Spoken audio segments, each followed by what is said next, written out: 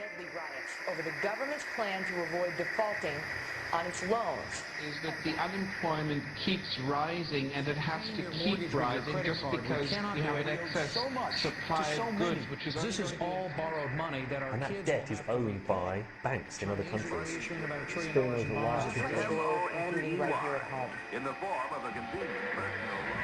A filter cigarette that delivers the taste, and 45 malt liquor. Are you hot? Quite some time ago, by a second hit America is sponsoring I first learned it from my grandmother. Now, my grandmother was a wonderful person. She taught me how to play the game Monopoly.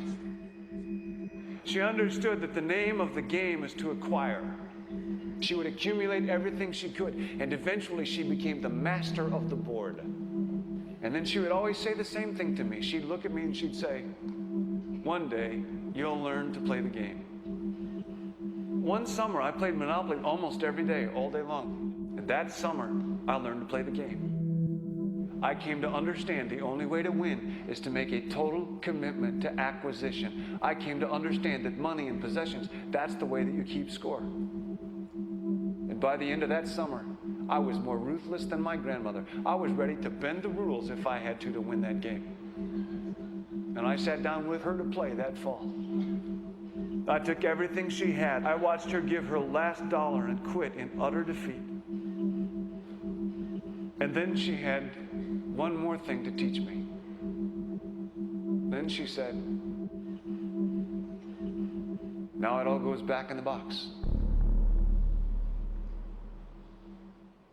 All those houses and hotels, all the railroads and utility companies, all that property and all that wonderful money.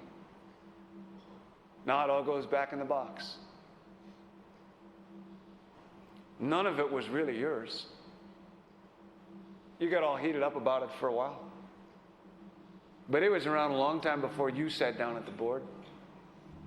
And it will be here after you're gone. Players come and players go. Houses and cars, titles and clothes, even your body. Because the fact is that everything I clutch and consume and hoard is going to go back in the box, and I'm going to lose it all. You have to ask yourself, when you finally get the ultimate promotion, when you've made the ultimate purchase, when you buy the ultimate home, when you have stored up financial security and climbed the ladder of success to the highest rung you can possibly climb it, and the thrill wears off, and it will wear off, then what?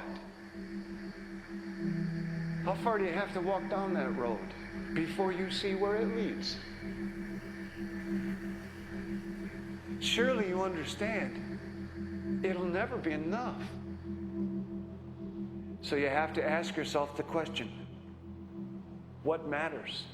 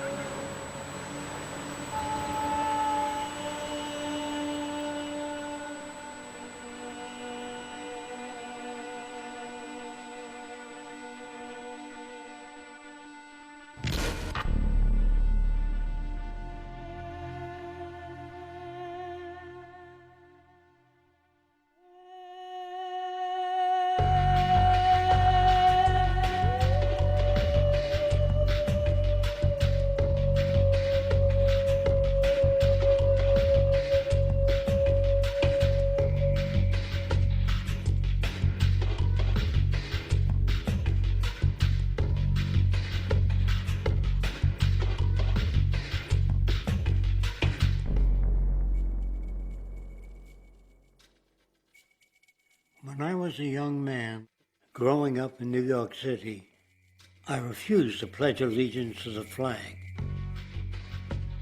Of course, I was sent to the principal's office, and he asked me, "Why don't you want to pledge allegiance? Everybody does." I said, "Everybody once believed the earth was flat, but that doesn't make it so."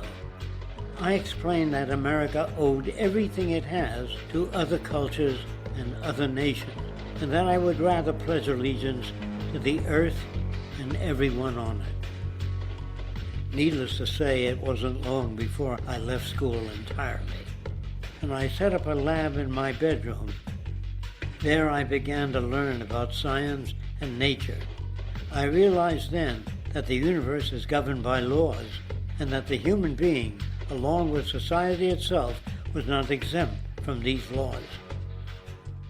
Then came the crash of 1929, which began what we now call the Great Depression. I found it difficult to understand why millions were out of work, homeless, starving, while all the factories were sitting there. The resources were unchanged. It was then that I realized that the rules of the economic game were inherently invalid. Shortly after came World War II, where various nations took turns systematically destroying each other. I later calculated that all the destruction and wasted resources spent on that war could have easily provided for every human need on the planet. Since that time, I have watched humanity set the stage for its own extinction. I have watched as the precious finite resources are perpetually wasted and destroyed in the name of profit and free markets. I have watched the social values of society be reduced into a base artificiality of materialism and mindless consumption. And I have watched as the monetary powers control the political structure of supposedly free societies. I'm 94 years old now, and I'm afraid my disposition is the same as it was 75 years ago. This shit's got to go.